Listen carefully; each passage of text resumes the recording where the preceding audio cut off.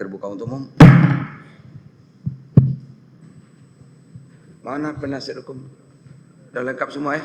Sudah Pak? Sudah ya? Sekarang pertanyaan dari penuntut umum ke Pak Joni Gerar Plate. Silakan. Berkas yang sudah ditanya jangan ditanya lagi ya Pak.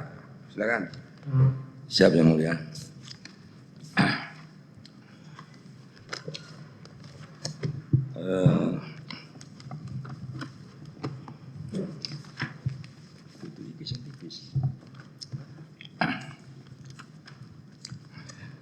Saudara Joni Gerar Plate ya. Tadi di awal saudara telah menjelaskan bahwasanya 4.200 set itu sudah ada di dalam peraturan presiden. Maksudnya peraturan presiden yang mana? Perpres 86 tanggal 8 September kalau tidak salah tahun 2021. Oke, jadi yang dimaksud adalah Perpres bulan September tahun 2021. Mesti lihat tanggalnya, bisa cek tanggalnya.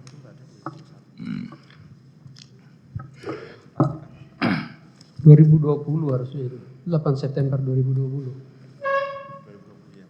Oke.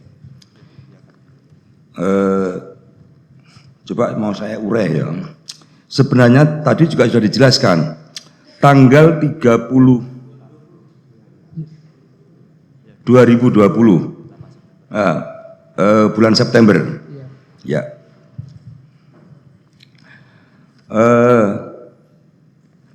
Surat saudara nomor 506 tanggal 30 Juli perialnya adalah laporan percepatan transparansi digital nasional, transformasi digital nasional. Nah, di dalamnya diantaranya terdapat usulan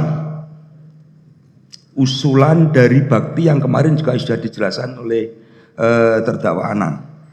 Ada usulan di sana untuk pembangunan BTS sebanyak 4.200 yang terbagi jadi dua, yaitu 4.300 BTS melalui microwave ya, yang 200 adalah fiberoptik.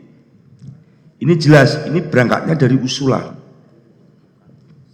Ya, berangkatnya ini dari usulan yang saudara teruskan kepada Presiden melalui surat nomor 506. Ya.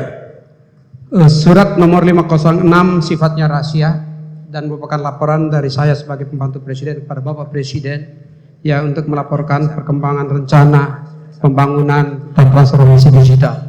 Surat tersebut bersifat indikatif dan dinamis karena dia tidak menjadi bagian daripada siklus pembahasan APBN.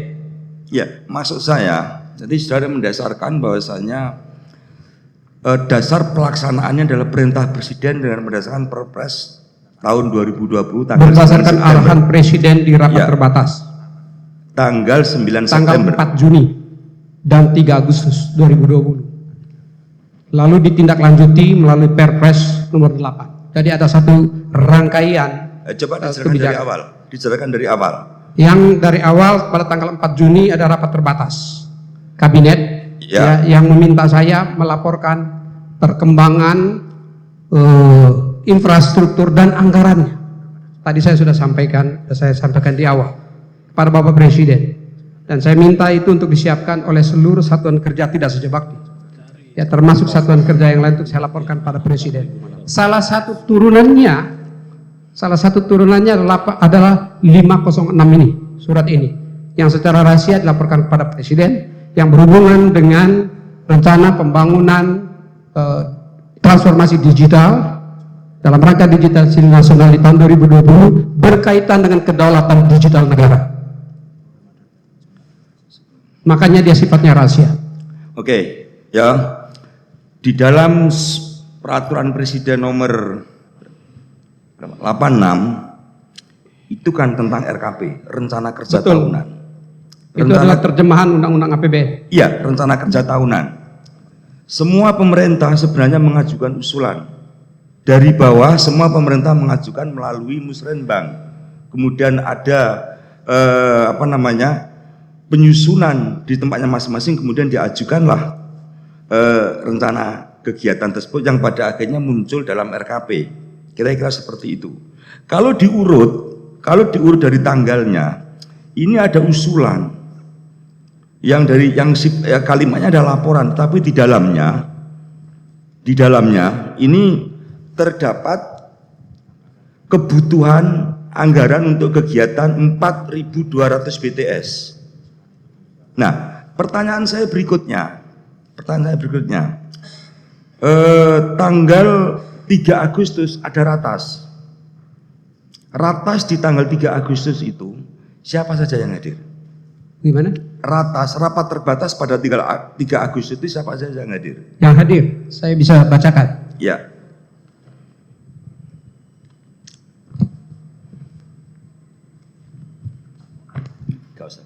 Yang hadir pada rapat terbatas 3 Agustus adalah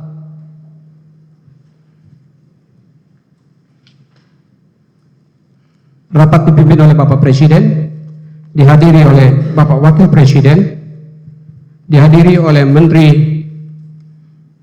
Menko Perekonomian, Menteri Sekretaris Negara, Menteri Sekretaris Kabinet, Menteri Keuangan, Menteri Pendidikan, Menteri Kesehatan, saya sebagai Menteri Kominfo, Menteri BUMN, Menteri Perencanaan Pembangunan Nasional Kepala Bappenas, Menteri Pariwisata dan Ekonomi Kreatif, Kepala Badan Siber dan Sandi Negara, dan deputi-deputi yang hadir.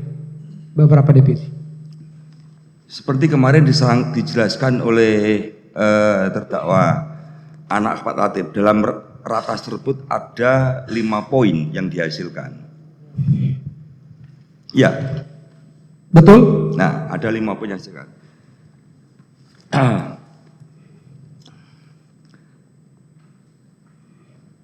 Apa yang saudara lakukan pada ratas tersebut yang disampaikan, sehingga dalam ratas tersebut muncul 5 poin yang pada akhirnya kemudian muncul Perpres nomor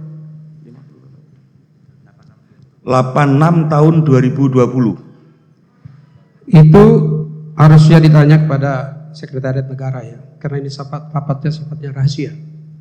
Namun demikian, saya melaporkan apa yang ditanyakan oleh Bapak Presiden kepada saya. Itu yang saya jawab.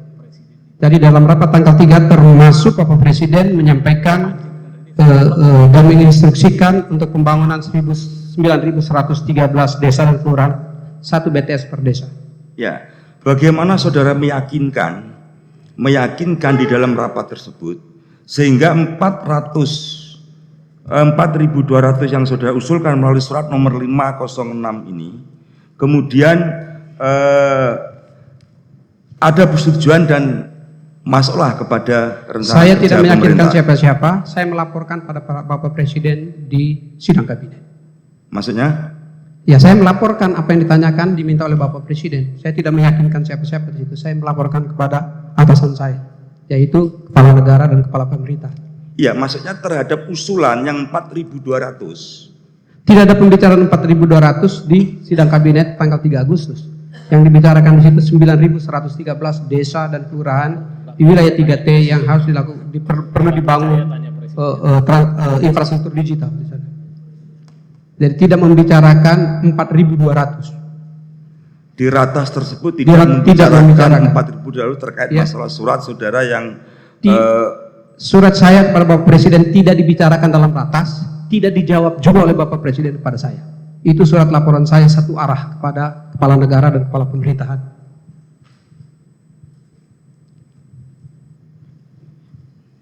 Jadi surat saudara tertanggal 506 ini tidak tidak ada pembahasan di sana. Tidak ada pembahasan dan tidak dijawab oleh Presiden. Itu laporan kepada Bapak Presiden.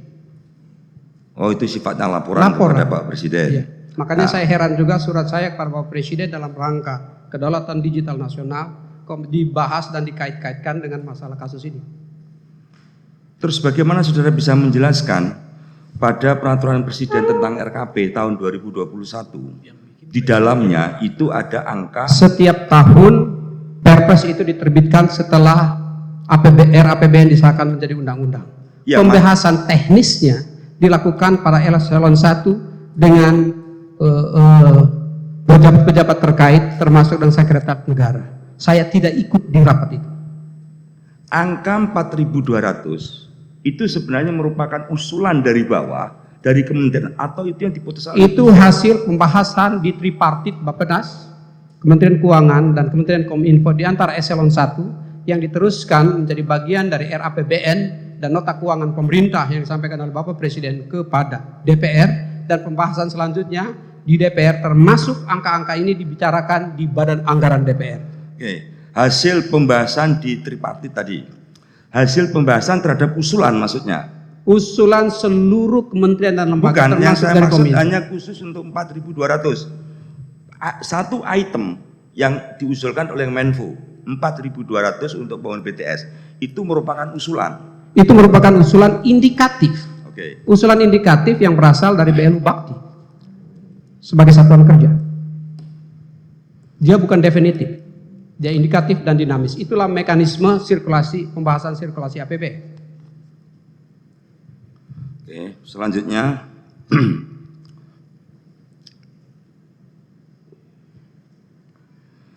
tadi dalam persidangan saudara juga sudah menjelaskan bahwasannya menerbitkan keputusan untuk pembentukan KPA, memberikan perintah untuk menjadi KPA, saudara Anang Ahmad Latif. Khusus dalam pelaksanaan kegiatan BTS ini, apakah Anang Ahmad Latif selaku KPA memberikan laporan kepada saudara terkait pelaksanaan pembangunan, baik terhadap keberhasilan maupun terhadap kendala permasalahan yang terjadi di lapangan? Sudah berulang-ulang kali saya sampaikan, termasuk hari ini, bahwa pendelegasian kewenangan itu bersifat definite, pasti. Dan saya tidak pernah mendapat laporan tertulis dari KPA dan Dirut Bakti, kecuali di dalam obrolan-obrolan biasa, non-official, dan pada saat keikutsertaan saya di dalam rapat Project Management Office berkaitan dengan progres pembangunan fisik. Jadi tidak pernah ada laporan tertulis, laporannya hanya sifatnya lesan-lesan saja. Tidak ada, karena Bakti juga mengacu kepada mekanisme Bakti, Perpres yang mengatur Bakti, di mana di sana sistem pengawasannya sudah berlapis-lapis, mulai dari SPI, Satuan Pengawasan Intern, Dewan Pengawas yang mempunyai tugas-tugas yang sangat unik dan khusus terkait dengan BLU, dan ada Inspektorat Jenderal, BPKP sebagai APIP internal, dan tadi juga disampaikan ada dari BPK RI sebagai pengawas eksternal. Ya, faktanya kan memang terjadi seperti ini. Betul. Mau ada 10.000 pengawas pun faktanya ada kejadian seperti ini. Itu yang saya sesali. Yang mau saya tanyakan, terkait juga ada temuan-temuan yang dilakukan oleh internal. Apakah oleh saudara Anang juga dilaporkan saudara? Tidak. Baik itu secara lisan? Tidak. Tidak sama sekali? Tidak. Saudara tahu tapi ada Tidak. temuan-temuan seperti itu? Irjen pun tidak melaporkan pada saya. Tidak melaporkan kepada saudara. Yang selanjutnya saya tanyakan, di dalam kegiatan pembangunan BTS ini, apakah saudara terlibat, baik secara aktif maupun pasif di dalamnya? Saya terlibat dalam kebijakan. Terlibat dalam kebijakan sampai tersedianya anggaran dan mendelegasikan kewenangan untuk mentata kelola dan melaksanakannya kepada BLU Bakti sebagai KPA, PPK, dan SPPN.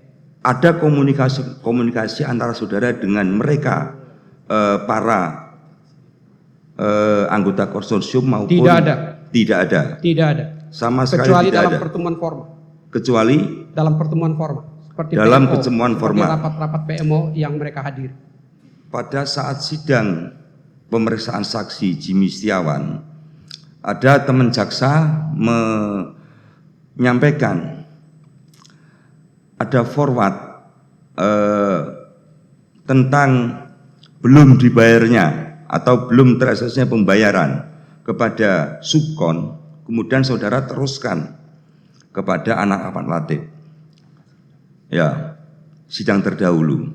Ini kan menunjukkan kalau saudara juga terlibat di dalam detail-detail seperti itu. Mohon maaf, Yang Mulia, semua informasi SMS yang masuk ke handphone saya yang berkaitan dengan pekerjaan satuan kerja atau unit-unit di Kominfo termasuk para bakti, saya langsung forward. Saya tidak tahu itu bersumber dari mana. Termasuk banyak dari masyarakat yang saya tidak kenal nomor handphonenya tapi masuk berkaitan dengan pekerjaan bakti, saya kirim dan teruskan kepada bakti. Selanjutnya tindak lanjut tidak pada saya, tapi ditindaklanjuti oleh para bakti untuk mengecek kebenaran dan rekonfirmasi apa betul apa tidak. Saudara kenal dengan yang namanya Jimmy Setiawan? Saya tahu Jimmy pada saat kontrak payu. Saudara Sebelumnya simpen, saya tidak kenal. Saudara simpen juga nomor HP yang bersangkutan? Bagaimana? Saudara simpen juga nomor HP yang bersangkutan?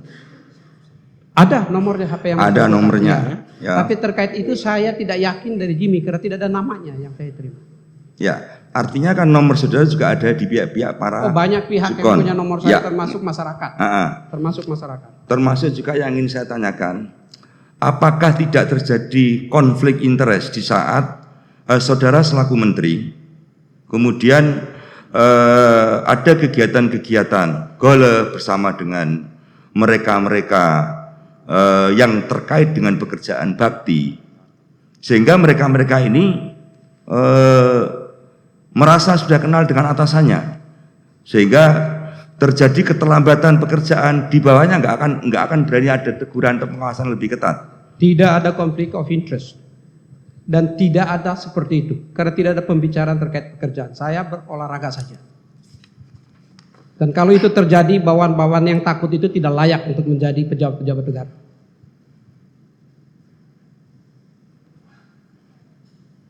Bantuan sudah.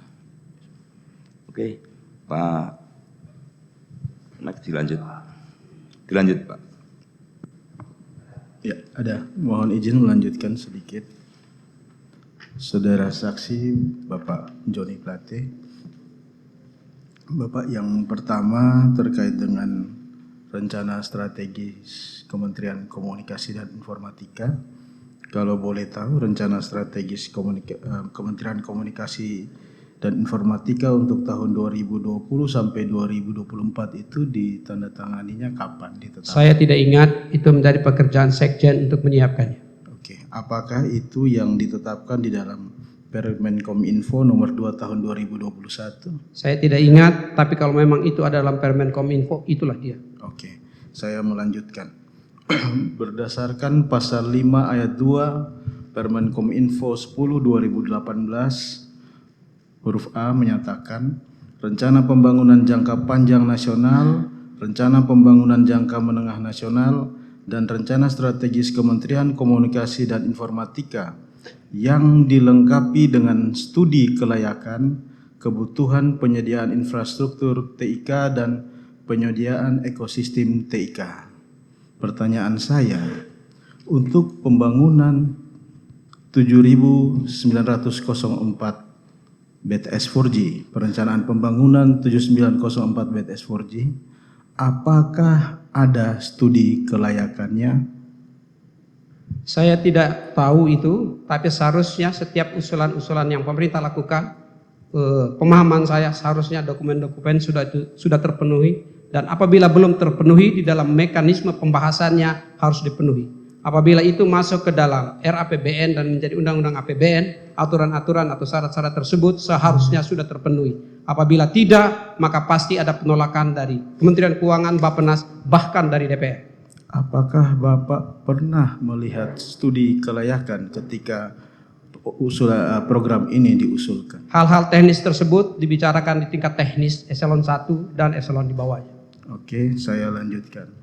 Apakah terhadap penetapan 7904 lokasi ini harus mendapatkan persetujuan dari Bapak selaku Menteri Komunikasi dan Informatika? Betul, aturannya demikian, namun Menteri sebelumnya sepengetahuan saya telah menerbitkan surat keputusan yang mendelegasikan kewenangan itu kepada Dirut Bakti untuk penentuan lokasi-lokasi pembangunan BTS di wilayah 3T. Oke. Sebelum saya jadi menteri. Oke, saya melanjutkan, Pak.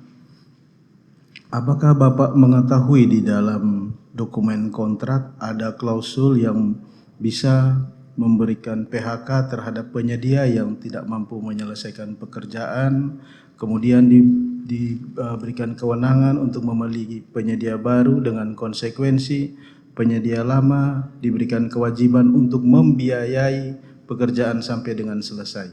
Terima kasih Yang Mulia, sampai hari ini saya tidak pernah mendapatkan kontrak tersebut. Apakah Bapak pernah diinformasikan oleh Tidak. kuasa pengguna anggaran? Tidak. Tidak, oke. Ketika kontrak ini akan dilanjutkan menggunakan PMK 184, apakah kuasa pengguna anggaran pernah berdiskusi dengan Bapak selaku kuasa pengguna anggaran? Sudah saya sampaikan tadi bahwa ada rapat eselon 1 KPA di Rut Bakti menyampaikan ada PMK 184 yang akan digunakan. Dan waktu itu di rapat itu semuanya menyetujui dalam rangka untuk memaksimalkan hasil dan menyerahkan kepada KPA di Rut Bakti untuk memenuhi semua prasyarat yang diharuskan oleh PMK 184 dan kontrak-kontrak yang ada di antara Bakti dan para penyedia. Pada saat itu apakah Pak Anang selaku KPA menyampaikan terkait dengan progres berdasarkan milestone? Tidak, hanya melaporkan ada PMK 184. Oke. Pertanyaan saya selanjutnya, apakah Bapak selaku pengguna anggaran juga mengetahui ketika dilakukan rapat di bulan Maret 2022? Tanggal berapa? Sekitar tanggal 18 apa 18? Tadi saya sudah sampaikan kepada Yang Mulia dan saya sudah jawab bahwa saya hadir di rapat tersebut sebagai undangan. Ya. Di situ apa perintah Bapak ketika mengetahui ini tidak selesai? Saya sudah sampaikan tadi kepada Yang Mulia dan sidang ini bahwa saya marah dan minta agar semua pihak itu bertanggung jawab atas keterlambatan itu. Karena yang dilaporkan pada saya sebelumnya progres 80% hanya sampai kepada 85% dan itu berarti hanya 5% dalam 90 hari yang sudah mendapat persetujuan dari para mitra untuk menyelesaikannya 100%. Saya marah dan minta untuk dipertanggungjawabkan sesuai kontrak yang ada. Terhadap kontrak yang tidak selesai dan batas waktu perpanjangan yang sudah akan berakhir di 30 Maret 2022, tidak ada lagi kesempatan untuk melanjutkan pekerjaan. Apakah ada solusi yang dibahas di dalam rapat tersebut, Bapak? Tidak ada pembahasan tentang kontrak, hanya pembicaraan atau pembahasan presentasi PMO terkait progres fisik pekerjaan. Dan kewenangan itu ada pada KPA dan Dirut PPK serta Dirut Bakti yang telah mendapat kewenangan atau delegasi wewenang dari Menteri sebagai PA melalui surat keputusan Menteri. Oke, pertanyaan selanjutnya. Tadi Bapak menyampaikan kalau di Kementerian Kominfo ada beberapa KPA termaksud Pak Anang di Bakti. Pertanyaan saya, ketika Bapak mendapat keluhan dari Happy, dari Dedi, seperti yang Bapak sampaikan di dalam persidangan ini, apakah keluhan-keluhan tersebut Bapak juga sampaikan kepada KPA lain selain Pak Anang? Tidak. Kalau Bapak hanya menyampaikan kepada Pak Anang, apakah Bapak mengetahui di Bakti hanya ada di Bakti saja uang itu? Tidak, karena kepada saya sudah disampaikan sebelumnya di Satker atau Direktorat Jenderal lainnya tidak dimungkinkan. Makanya saya tadi sudah menjelaskan bahwa coba menghubungi dan menyampaikan kepada Dirut Bakti apakah dimungkinkan melalui pembiayaan formal dan resmi dari ofisial dari Bakti. Bapak selaku pengguna anggaran, apakah Bapak mengetahui kalau di Bakti ada anggaran yang formil yang bisa digunakan? Saya tidak tahu, makanya saya minta untuk ditanyakan dan dibicarakan. Ketika Bapak akan memberikan sumbangan, Bapak juga menyampaikannya hanya kepada Pak Anang atau ada juga kepada KPA yang lain? Hanya kepada Pak Anang karena itu wilayah kerjanya Pak Bakti. Apakah termaksud sumbangan kepada gereja itu wilayah kerjanya Termasuk. Bakti? Hubungannya di mana antara gereja Bakti dengan membangun, Bakti? tadi saya sudah sampaikan, stasiun bumi di Kupang. Dan wilayah Nusa Tenggara Timur adalah wilayah 3T yang menjadi wilayah kerja Bakti. Banyak BTS, hampir 500 BTS dibangun di sana dalam perencanaan Bakti. Oke, pertanyaan akan dilanjutkan. Mohon izin melanjutkan Yang Mulia. Bapak Joni, kita rileks Pak ya. Ya, supaya jelas suaranya. Iya Bapak. Iya Bapak. Pak Joni, sehubungan dengan studi kelayakan yang disampaikan teman saya penuntut umum tadi, apakah Pak Anang Latif pada saat peningkatan target itu apakah Pak Anang Latif pernah menyampaikan kepada Bapak, ini kan level teknis, Bapak kan level kebijakan, tentu level teknis ada di Bakti. Nah, apakah Pak Anang Latif pernah sampaikan bahwa untuk peningkatan target ini sudah dibuatkan studi kelayakan atau feasibility studies bagaimana ketentuan yang ada di BLU Bakti tadi? Tidak disampaikan. Tidak disampaikan ya. Nah, dalam pelaksanaan, sebagaimana yang persidangan sebelumnya terdapat perbedaan antara surat 506 tentang penggunaan transmisi dari fiber optik. Kemudian ternyata dalam pelaksanaan, ini teknis lagi ya Pak ya. Dalam pelaksanaan ternyata Bakti itu melaksanakan kontrak itu menggunakan transmisi VSAT sebagian besar di atas 80%. Apakah Pak Anang Latif sebagai Dirut Bakti yang bekerja di teknis itu pernah menyampaikan kepada Bapak bahwa ada perubahan penggunaan transmisi? Tidak. Tidak disampaikan. Kemudian dari transmisi VSAT itu tadinya dalam KAK, ini teknis lagi Pak ya, KAK itu disyaratkan 8 Mbps. Kemudian faktanya ternyata dipakai hanya 1,5 Mbps, di mana menurut keterangan saksi yang kemarin-kemarin, kalau pakai itu di seluruh BTS yang ada, itu tidak akan optimal. Apakah juga Pak Anang Latif menyampaikan itu kepada Pak Joni? Pak Anang pernah berbicara ya bahwa kapasitas yang ada di setiap BTS antara 2 sampai 8. Saya bertanya, apakah itu cukup? Dan disampaikan oleh Pak Anang, saat ini kita siapkan itu, perkiraannya itu memenuhi kecukupan, tetapi pada setiap saat apabila tersedia kapasitas satelit, maka itu bisa ditingkatkan kebutuhannya. Berarti ada perencanaan berikut setelah diadakan ya? Kombinasi di antara BTS-BTS pun bisa berubah-berubah. Di satu BTS mungkin 2, di BTS yang lain mungkin 6, dan seterusnya sesuai pertimbangan analisis secara teknis oleh Bakti. Tapi yang disampaikan dari sisi kebijakan bahwa kapasitas bisa ditingkatkan sesuai kebutuhan. Bisa ditingkatkan sesuai kebutuhan. Baik, terima kasih Pak Joni. Pak Joni, kemarin saya lihat Bapak menunjukkan Perpres nomor 86 kalau tidak salah Pak ya, tentang rencana kerja pemerintah Pak ya. Nah, saya ingin bertanya Pak, apakah Perpres itu salah satu kan bicara tentang proyek BTS ini Pak. Tentu itu kan berbagai macam kementerian yang ada di situ Pak, proyek-proyek yang ada di berbagai kementerian. Nah, apakah Perpres itu juga timbul atau keluar juga salah satunya adalah usulan dari surat 506 dari Kementerian Kominfo? Tadi saya sudah sampaikan surat saya kepada Bapak Presiden adalah sifatnya rahasia dan tidak menjadi bagian dari siklus pembahasan APBN. Sedangkan Perpres itu adalah bagian dan tindak lanjut dari Undang-Undang APBN. Baik. Kemudian Pak, kalau di Perpres itu RKP ya Pak ya?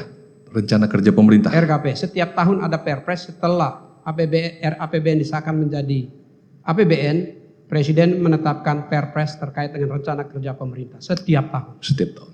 Di RKP itu Pak, untuk BTS itu yang akan dibangun itu tahun 2021, betul? Itu tahun 2021. Berarti sebanyak 4.200 Bapak Betul. ya. Kalau di tahun 2022 ada Perpres lagi enggak Pak? Untuk Harusnya yang 3.700. Harusnya ada, tapi saya belum lihat. Harusnya untuk yang 3.704 itu. Bukan 3.700, tapi sesuai dengan yang disahkan di APBN. Oh, berarti 2.344 Pak yang tahun 2022 Saya ya. tidak hafal angkanya. Bapak tidak hafal. Oke. Kemudian apakah faktanya telah terjadi perubahan transmisi dari laporan 506 pakai fiber optik, kemudian terjadi perubahan transmisi di VSAT. Apakah kemudian itu perubahan itu juga Kementerian Kominfo melaporkan kepada Presiden? Tadi bahwa sudah ada saya perubahan? sampaikan tidak. Tidak ada. Nah, ternyata di tahun 2021 pembangunan 4.200 itu tidak sesuai dengan target. Apakah juga capaian target yang tidak tercapai itu disampaikan juga kepada Presiden? Tadi sudah ditanyakan, saya sudah menjawabnya. Tidak, karena itu ditujukan kepada Menteri Keuangan Bappenas.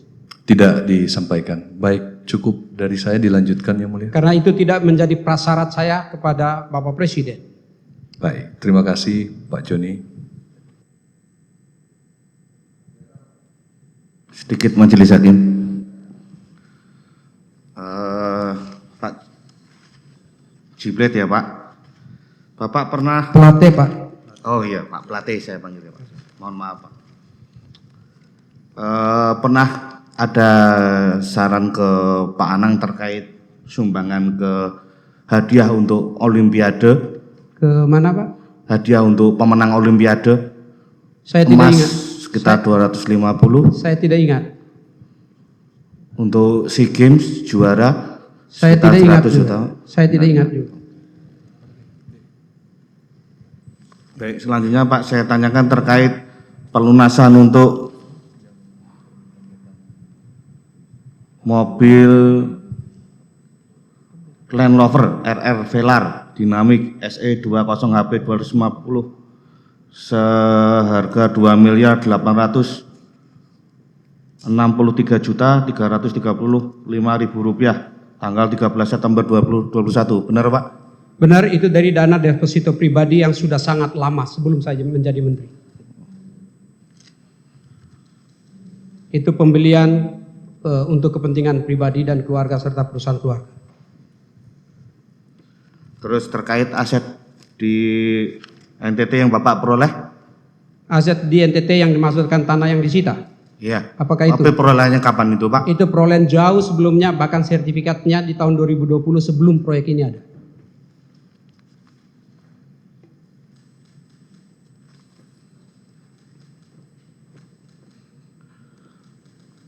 Apakah Bapak pernah bertemu dengan Galumbang terus dengan para proyek penyedia sinyal? Apakah Bapak pernah memberikan ancaman terkait BHP Pak, biaya?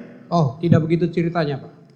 Bagaimana ceritanya Pak? Ceritanya pada saat di awal tahun 2020, ya, saya diajak untuk bertemu Galumbang oleh Pak Anang, Pak Galumbang, dan Pak Galumbang menyampaikan pendapatnya tidak mungkin lagi operator seluler untuk membangun BTS di wilayah 3T, yang mana saya tidak pernah menginformasikan itu.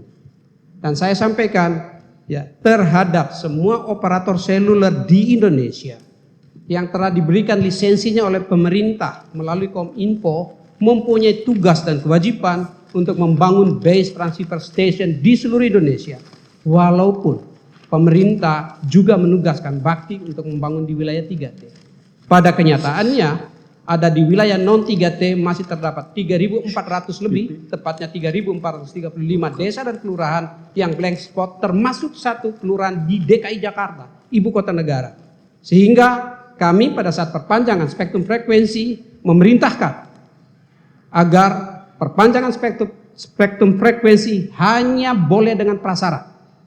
Operator seluler harus menyelesaikan pembangunan BTS di wilayah non 3T dalam waktu 2 tahun, 2021 dan 2022. Itu satu capaian setelah lebih dari 10 tahun desa-desa, kelurahan di wilayah 3T dan rakyat di tempat tersebut tidak mendapat layanan sinyal telekomunikasi walaupun spektrum frekuensinya telah diberikan lisensinya kepada operator seluler. Itu pembicaraan saya dan ternyata akhirnya itu dilakukan. Saya tidak sependapat dengan saudara Galumbang Menak saat itu, ya, terkait dengan pembicaraan, terkait dengan kebijakan pembangunan BTS di seluruh Indonesia. Kami tidak membicarakan hal-hal yang lain termasuk proyek. Tapi Pak Galumbang Menak adalah salah satu dari pelaku industri. Saya bertemu, itu awal saya menjadi menteri, saya bertemu dengan banyak sekali pelaku industri.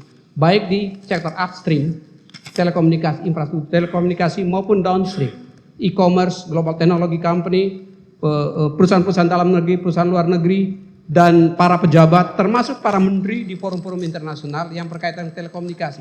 Saya ingin mendapatkan informasi yang banyak dalam menentukan arah kebijakan digital Indonesia karena ternyata tata kelola spektrum frekuensi di Indonesia tidak memadai, infrastruktur digital tidak terhubung dengan baik, talenta digital masih perlu ditingkatkan jumlahnya, legislasi primer yang menaungi ruang digital kita belum tersedia dengan memadai. Itulah pertemuan saya dengan semua pimpinan-pimpinan industri maupun para pejabat dalam negeri dan luar negeri untuk memastikan pemahaman akan arah dan roadmap pembangunan digital Indonesia dalam rangka untuk menjaga kedaulatan digital Indonesia sebagai kedaulatan fase 3 setelah kemerdekaan Republik Indonesia tahun 45. Fase 2-nya adalah kedaulatan maritim melalui United Nations Convention of the Law on the Seas, Profesor Juanda, perjuangan Profesor Juanda.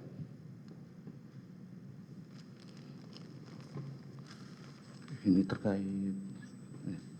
Kalau izin terkait Pak Pelatih, apakah Pak Pelatih tahu Welbertus untuk pembayaran gereja di NTT sebesar 250 juta? Tadi saya sudah sampaikan di sidang ini bahwa pemahaman saya bantuan itu dari bakti dan melalui saluran-saluran yang formal. Saya tidak mengetahui sumber dananya, saya hanya menyerahkan mock-up yang diberikan kepada penerima.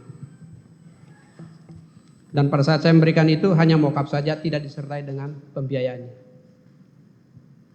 Kalau dari kami ada bukti Welbertus untuk store rekening mandiri. Bahwa ada transfer itu iya, saya tidak membantah transfer itu. Saya tidak membantah transfer, yang saya sampaikan saya tidak mengetahui sumber dananya.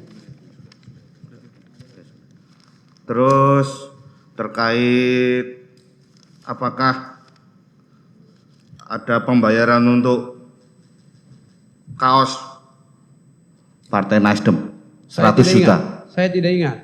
Kalau ada urusan Nasdem biasanya dari saya pribadi. Sementara cukup majelis. Izin yang terakhir Bapak. Jadi untuk proyek ini ada jangka waktu kurang lebih 4 tahun Bapak ya. Terus ada juga program satelit Bapak. Terus ada pilihan transmisi fiber optik, microwave dan VSAT. Seperti Bapak sampaikan tadi, Bapak adalah pengambil kebijakan. Ketika ini akan berbicara masalah keuangan negara, ada VSAT yang bisa dipergunakan, dan ketika OPEX ada satelit yang bisa dimanfaatkan Bapak.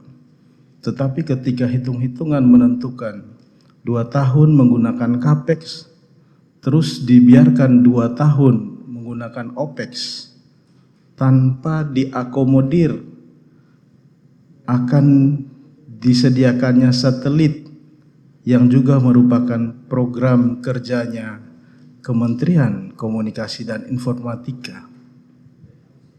Di dalam suatu rencana strategis Kementerian Komunikasi dan Informatika yang harusnya itu sudah terinformasi dari awal.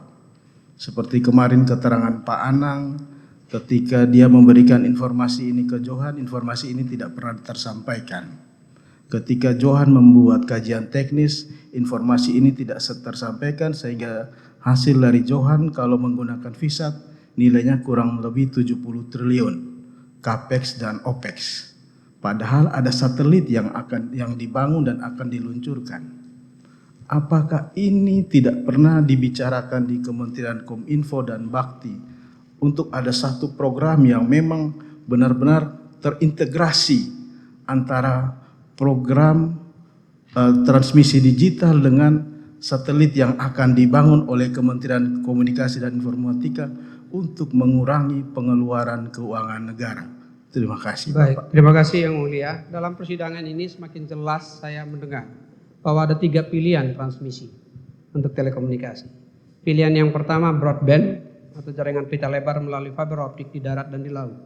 Tetapi tidak semua wilayah Indonesia ini sudah tergelar fiber optik. Dalam program Bakti pun masih ada lebih dari 12.000 kilometer yang perlu dibangun dalam rangka connect atau penyambungan fiber optik.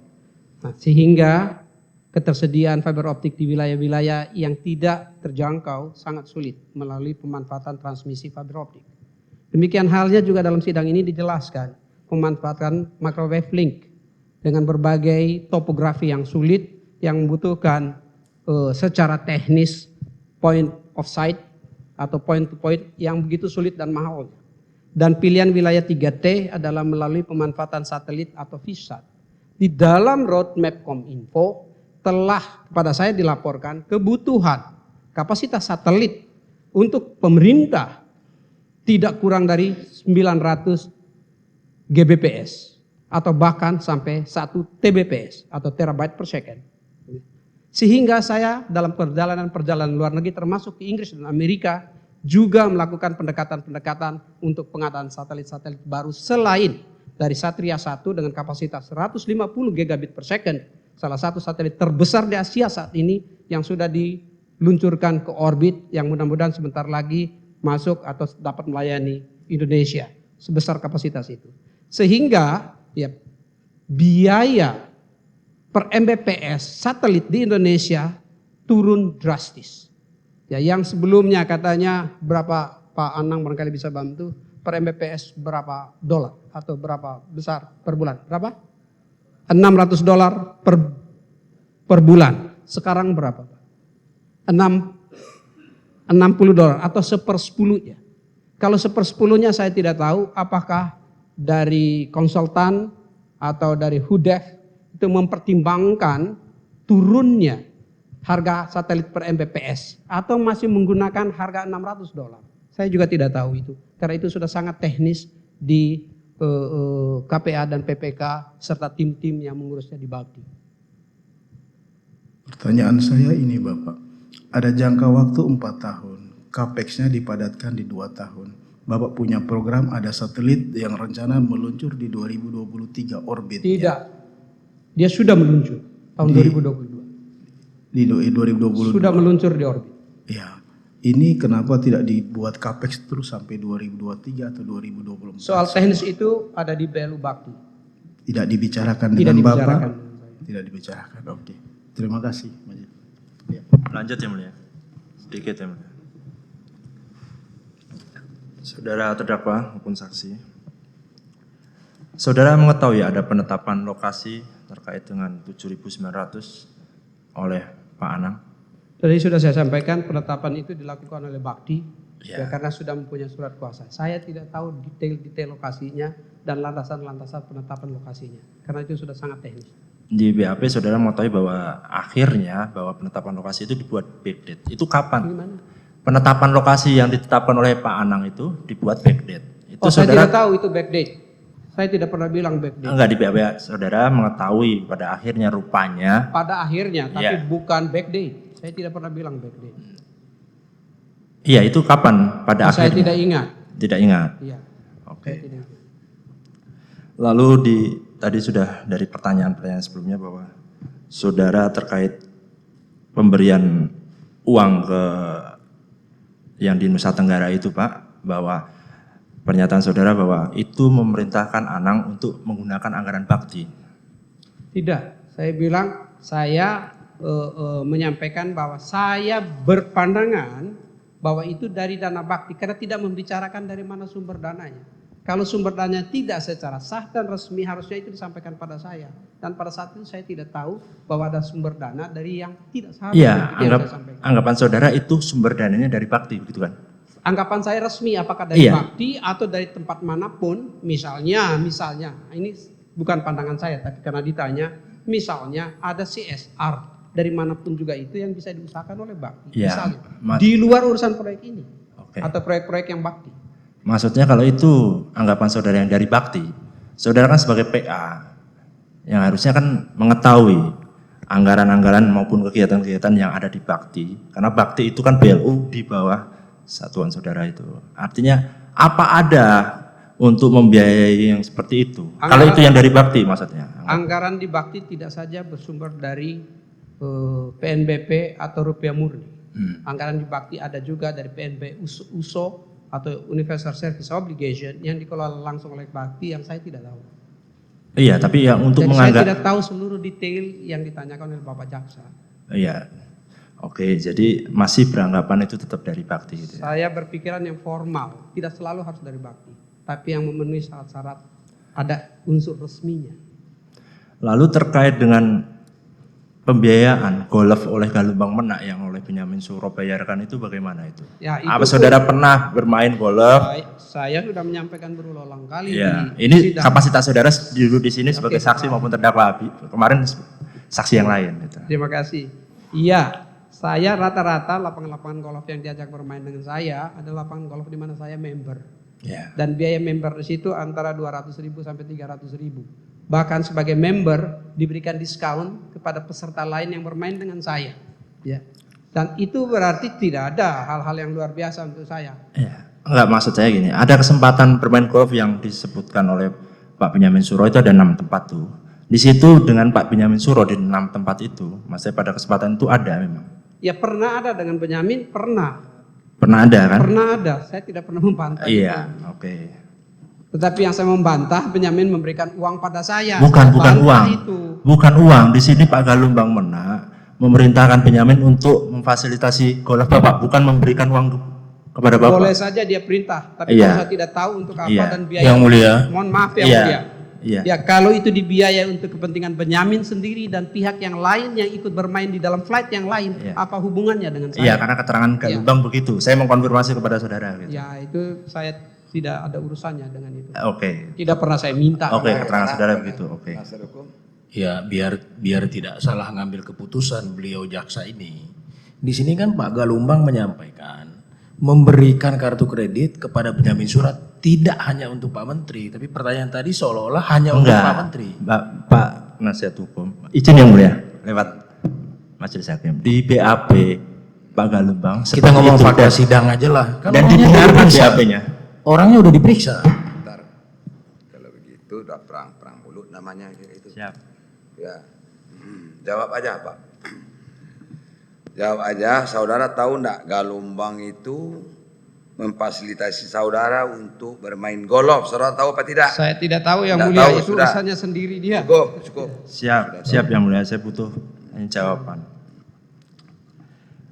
Lalu terkait dengan keterangan sidang sebelumnya, saksi Windy Purnama bahwa dia ada perintah dari Pak Anang untuk menyiapkan uang 4 kali, yang satu kalinya itu 1 miliar dalam bungkus kardus yang diserahkan kepada saudara Walbertus.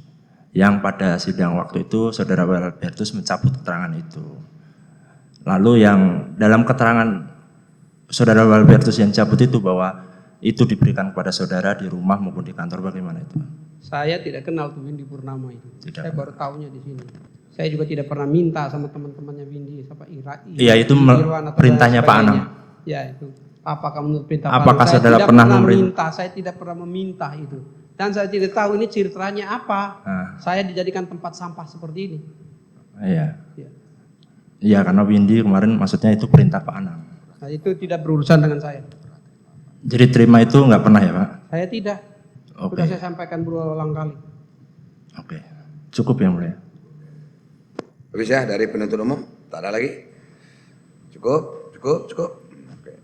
Sekarang dari penasihat hukum Pak Anang Ahmad Latif. Terima kasih yang mulia. Ini pertanyaannya sebagai saksi. Ya. Baik yang mulia. Silakan. Sedikit aja Pak Joni Gerard Plate. Perpres atau Perpres nomor 86 tadi yang menargetkan 4.200 desa itu Bapak terima sebagai referensi atau sebagai tugas yang harus dilaksanakan.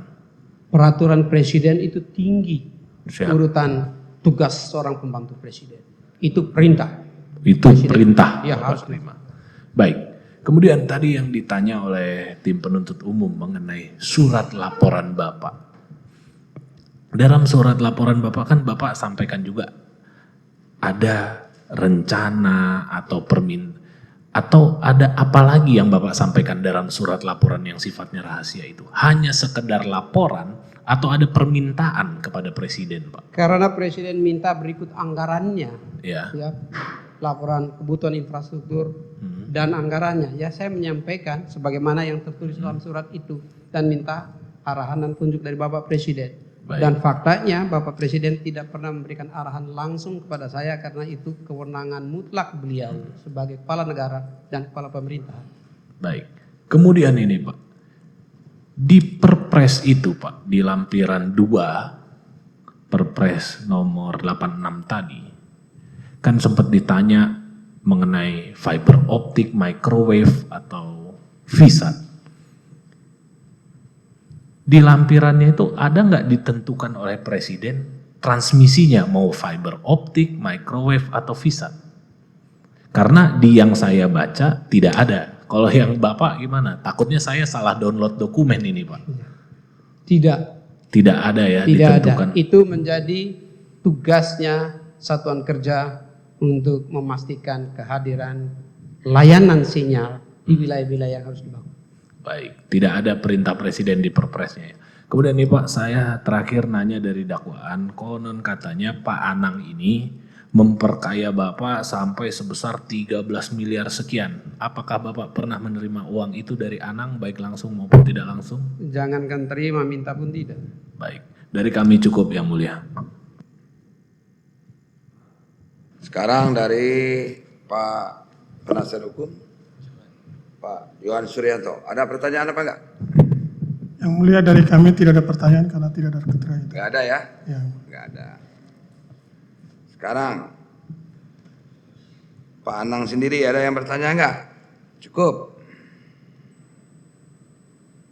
Tidak ada yang mulia. Tidak ada. Dari Pak Yohan Suryanto ada? Tidak ada yang mulia. Enggak ada. Oke, itu ya. Bagaimana keterangan dari Pak ini, Pak Joni Gerar Pelate, Pak Anang?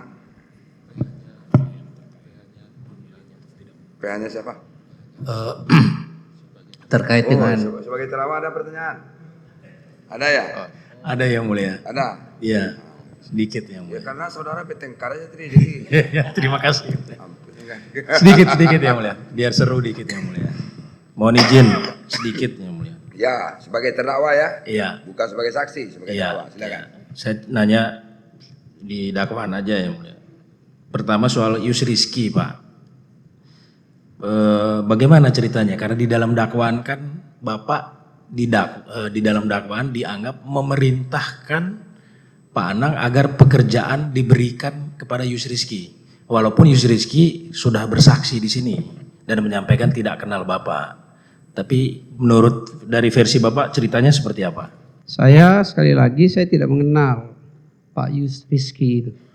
Pernah sekali seperti yang tadi Pak Anang Latif sampaikan, pada saat rapat pimpinan nasional Kadin di Bali yang dibuka oleh Bapak Presiden, saya adalah salah satu narasumber di salah satu seminar di situ. Setelah selesai di dalam memberikan presentasi saya, keluar dan berjalan mau kembali ke hotel. Pada saat saya keluar itu ada orang yang mencegat saya dan saya tanya, siapa ini? Pak Anang menyampaikan, ini Yus namanya. Saya tidak tahu namanya Yus Rizky. Ini Yus. Siapa dia? Ini yang mengerjakan power supply. Terus turun elevator itu. Belum sempat bertanya lagi, pada saat itu ada ketua Kadin yang menyalami saya. Stop di situ pembicaraan. Hanya itu ya? Hanya itu saja. Oke. Terus yang terakhir, karena tadi semua sudah ditanya dan sudah dijawab, Pak. Ini kan proyek tidak selesai, Pak. Tidak selesai tepat waktu karena terlambat. Dan sekarang berdasarkan fakta persidangan, 2 menteri pengganti Bapak dilaporkan bahwa tidak selesai. Mereka minta tetap dilanjutkan proyeknya dan tidak ada masalah tuh buat mereka. Bagaimana tuh perasaan Bapak, Pak, terhadap proyek ini, proyek BTS? Yang pertama tentunya saya mohon maaf pada Bapak Presiden yang telah mempercayai saya sebagai Menkominfo. Bahwa proyek ini yang menjadi kebijakan pemerintah dalam rangka membawa masyarakat memasuki era transformasi digital tidak selesai pada waktunya. Saya juga mohon maaf pada masyarakat yang seharusnya mendapat layanan itu, tapi belum tercapai. Namun demikian dari persidangan saya mendapatkan informasi bahwa dari 4.200 itu selain dari yang force majeure atau keadaan kahar sekitar 600 desa dan kelurahan telah on air lebih dari 3.400 BTS, itu berarti 3.400 desa sudah terlayani dengan sinyal 4G. Saya sangat berharap kiranya layanan ini dapat digunakan dan bermanfaat bagi masyarakat Indonesia, masyarakat setempat. Yang kedua, saya menyadari bahwa terjadi keterlambatan. Namun demikian, suatu hal yang saya pelajari dari problem ini adalah bahwa salah satu unit non-eselon di Kementerian Kominfo, Belu Bakti, yang walaupun terlambat menggunakan semua kemampuannya untuk memaksimalkan hasil dan melanjutkan proyek ini dengan penuh resiko, termasuk resiko hukum ditersangkakan. Namun pembangunan itu tetap berjalan tidak dengan cost overrun. Atau walaupun pembangunannya terlambat dan dilanjutkan, tidak ada kenaikan harga.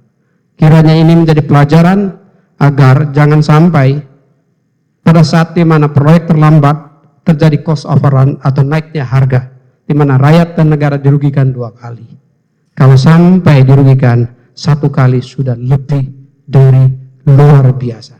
Saya mohon maaf kepada rakyat dan semoga apa yang sudah dibangun ini bisa bermanfaat untuk rakyat Indonesia sekarang dan masa yang akan datang dan menjadi pelajaran untuk perbaikan-perbaikan pembangunan infrastruktur digital di waktu-waktu yang akan datang demi kedaulatan dan kejayaan Indonesia di ruang digital.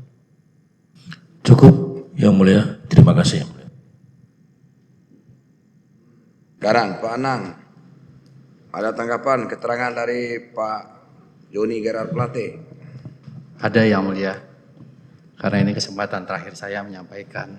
Ya sudah, keterangannya nggak ada yang saudara bantah kan? Ada Yang Mulia. Apa?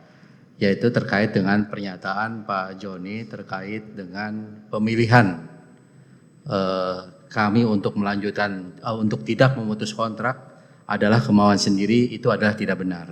Yang benar? Faktanya adalah keputusan untuk melanjutkan kontrak adalah keputusan bersama manajemen Bakti yang melibatkan saya, direksi, kepala divisi dan PPK setelah melakukan simulasi semua opsi yang ada. Bahwa pilihan melanjutkan kontrak adalah pilihan yang paling memberikan manfaat terbaik buat proyek ini dan terhindar dari kerugian yang lebih besar. Demikian Yang Mulia. Iyalah, jadi sebetulnya yang dibantah oleh Pak Joni ini gini loh. Jadi untuk pilihan untuk melanjutkan itu tanpa pengetahuan Pak Joni itu maksudnya. Karena pekerjaannya udah serahkan sama Bakti ya tanggung jawab saudara kan gitu. Itu yang saudara maksud. Saya mohon maaf kalau salah pengertiannya Yang Mulia. Ya. Ya. Nah, itu salahnya. Ya sedikit aja sebetulnya, beti aja itu beda-beda tipis sama ini. Kan gitu. Oke. Pak Yohan ada bantahan? Tidak ada Yang Mulia. Ada. Oke. Itu ya. Selesai keterangan saudara ya sebagai saksi ya. Kalau sebagai terdakwa dari apa tadi? Dari pertanyaan dari penasihat hukumnya tadi. Tapi nanti akan kami konfirmasi lagi. Bapak pindah sana. Terima kasih Yang Mulia. Ya, pindah Pak.